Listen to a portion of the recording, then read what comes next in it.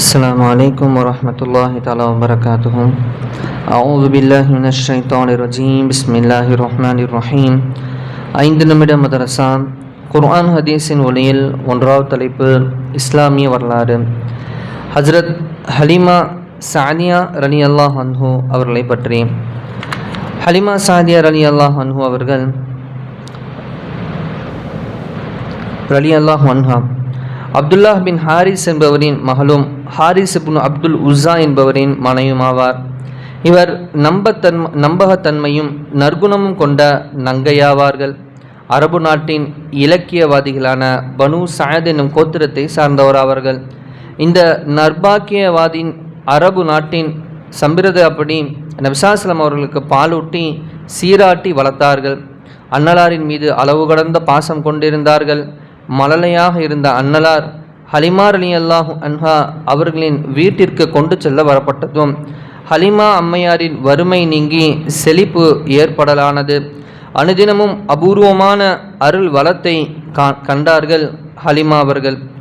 இதனால் இவரின் பாசம் நாளுக்கு நாள் அதிகரித்து சுமார் 4 ஆண்டுகள் வரை அன்னலாரை பராமரித்து அதன் பிறகு அன்னலாரின் தாயாரிடம் ஒப்படைக்கப்பட்டார்கள்.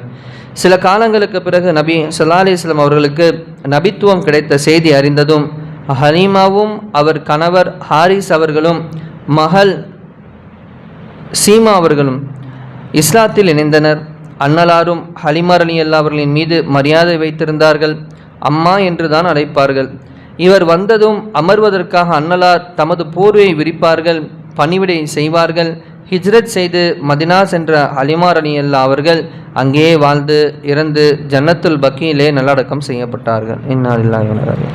இரண்டாவது தலைப்பு அல்லாஹ்வின் ஆற்றல். மூலிகை. அல்லாஹ் தஆலா இந்த பூமியின் மீது பல்வேறு மூலிகைகளை முளைக்க செய்துள்ளான். இவற்றை மனிதர்கள் தமது தேவைக்காக பயன்படுத்துகின்றனர். ஒவ்வொரு மூலிகையிலும் தனித்தனி தன்மைகளை அல்லாஹ் வைத்துள்ளான். காய்ச்சலுக்கு ஒன்று, சளிக்கு மற்றொன்று, இருமலுக்கு வேறொன்று என மனிதன் பயன்படுத்துகிறான். ஒரே மண்ணில் விளைந்த மூலிகைகளில் இவ்வாறான சிறப்புகளை உண்டாக்கியிருப்பது அல்லாஹ்வின் ஆற்றலாகும். மூன்றாவது தலைப்பு ஒரு ஃபர்லை பற்றி. தொழாதவருக்கு இஸ்லாத்தில் பங்கில்லை, தொழுகை இல்லாதவருக்கு இஸ்லாத்தில் எந்த பங்கும் இல்லை, மேலும் ஒழுவின்றி தொழுகை இல்லை என நபி ஸல்லல்லாஹு அலைஹி வஸல்லம் அவர்கள் கூறினார்கள். நான்காவது தலைப்பு ஒரு சுன்னத்தை பற்றி. சகோதரரை ஆலிங்கனம் செய்தல்.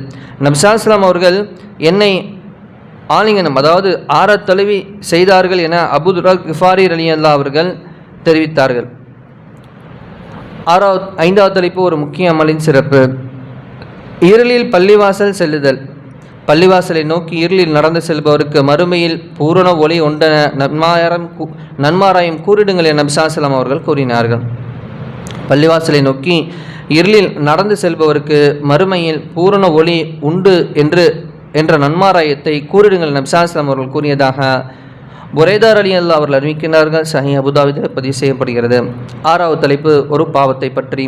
ரமலானின் நோன்பை விடுதல். எவர் வேண்டுமென்றே தகுந்த காரணமின்றி ரமலான் மாதத்தின் ஒரு நோன்பை விட்டுவிடுவாரோ, ஒரு நோன்பையாவது விட்டுவிடுவாரோ அவர் ஆயுள் முழுவதும் நோன்பு நோற்றாலும் அந்த ஒரு நோன்புக்கு ஈடாகாது என நபி ஸல்லல்லாஹு அலைஹி வஸல்லம் அவர்கள் கூறினார்கள். ஏழாவது தலைப்பு உலகத்தை பற்றி. மறுமையின் நாட்டப்படி உலகம். அல்லாஹ் தஆலா மறுமையின் நாட்டப்படியே உலகத்தை தருகின்றான், ஆனால் உலகின் நாட்டப்படி மறுமையை மறுக்கின்றான் என நபி ஸல்லல்லாஹு அலைஹி வஸல்லம் அவர்கள் கூறுகிறார்கள். அல்லாஹ் தஆலா மறுமையின் நாட்டப்படியே உலகத்தை தருகிறான், ஆனால் உலகின் நாட்டப்படி மறுமையை மறுக்கின்றான் என நபி ஸல்லல்லாஹு அலைஹி வஸல்லம் அவர்கள் கூறுகிறான். எட்டாவது தலைப்பு மறுமையை பற்றி. நரகத்தின் சங்கிலிகள்.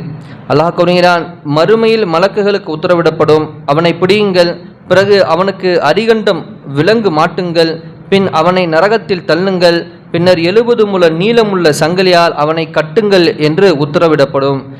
யாரு? நரகவாசி. சூரா ஹாக்காவிலே அல்லாஹ் இந்த கட்டளையை கூறுகிறான். 9வது தலைப்பு நபி வழி மருத்துவம். ஆரோக்கியம் மற்றும் நோயின் ரகசியம். இரைப்பை உடலின் தடாகமாகும். உடம்பில் உள்ள எல்லா நரம்புகளுக்கும் இதிலிருந்து பருகுகின்றன. உடம்பிலுள்ள எல்லா நரம்புகளும் இங்கிருந்து தான் பருகுகின்றன. எனவே இரைப்பை தூய்மையாக இருந்தால் நரம்புகள் உடல் முழுமைக்கும் ஆரோக்கியத்தை பகிர்ந்தளிக்கும். ஆனால் இரைப்பை கெட்டிருந்தால் நரம்புகள் நோயை பகிர்ந்தளிக்கும் என நபி ஸல்லல்லாஹு அலைஹி வஸல்லம் அவர்கள் கூறினார்கள். உடல் முழுமையாகவும் ஆரோக்கியத்தை இரைப்பை சுத்தமாக இருந்தால் பகிர்ந்தளிக்கும், ஆனால் இரைப்பை கெட்டிருந்தால் நரம்புகள் நோயை பகிர்ந்தளிக்கும் என நபி ஸல்லல்லாஹு அலைஹி வஸல்லம் அவர்கள் கூறினார்கள். அபூ ஹுரைரா ரலியல்லாஹு அறிவித்ததாக தபரானி ஔசத்திலே பதிவு செய்யப்படுகிறது. எவ்வளோ அழகாக சொல்கிறாங்க பாருங்கள் நபி ஸல்லல்லாஹு அலைஹி வஸல்லம். 10வது தலைப்பு குர்ஆன் அறிவுரை. அல்லாஹ் குர்ஆனிலே கூறுகிறான், நீங்கள் வேதனைக்கு பயந்து கொள்ளுங்கள், அது அநியாயம் செய்தவர்களை மட்டும்தான் குறிப்பாக பிடிக்கும் என்பதில்லை, நிச்சயமாக அல்லாஹ் தண்டனை அளிப்பதில் கடுமையானவன் என்பதையும் நன்கு அறிந்து கொள்ளுங்கள் என சூரா அன்ஃபாலிலே அல்லாஹ் கூறுகிறான். எது எந்த நலவை கேட்டமோ அதன்படி அமல் செய்யக்கூடிய பாக்கியத்தையும், அல்லாஹ் எதை தவிர்ந்திருக்கும்படி ஏவினானோ அதை விட்டு தவிர்ந்திருக்கக்கூடிய பாக்கியத்தையும், நமது உடல் உறுப்பு இந்த இறைப்பையை சுத்தமாக ஆரோக்கியமாக வைத்து கொள்ளக்கூடிய நல்ல பாக்கியத்தையும் உடல் ராகத்தையும் அல்லாஹ் நம் அனைவருக்கும் தந்தல் புரிவானாக. சுப்ஹான் அல்லாஹி பிஹம்திஹி சுப்ஹானக அல்லாஹும்ம பிஹம்திக அஷ்ஹது அல்லா இலாஹா இல்லா அன்த அஸ்தக்ஃபிருக வ அத்தூபு இலைக். ஆமீன். ஹரி சுப்ஹான ரப்பிக ரப்பில் இஸ்ஸத்தி அம்மா யசிஃபூன் வஸ்ஸலாமு அலல் முர்ஸலீன் வல்ஹம்துலில்லாஹி ரப்பில் ஆலமீன். ஸல்லல்லாஹு அலா முஹம்மது ஸல்லல்லாஹு அலைஹி வஸல்லம்.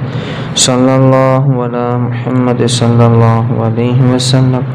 ஸல்லல்லாஹு அலா முஹம்மது யா ரப்பி ஸல்லி அலைஹி வஸல்லம். அஸ்ஸலாமு அலைக்கும் வரஹ்மத்துல்லாஹி தஆலா வபரகாத்துஹு.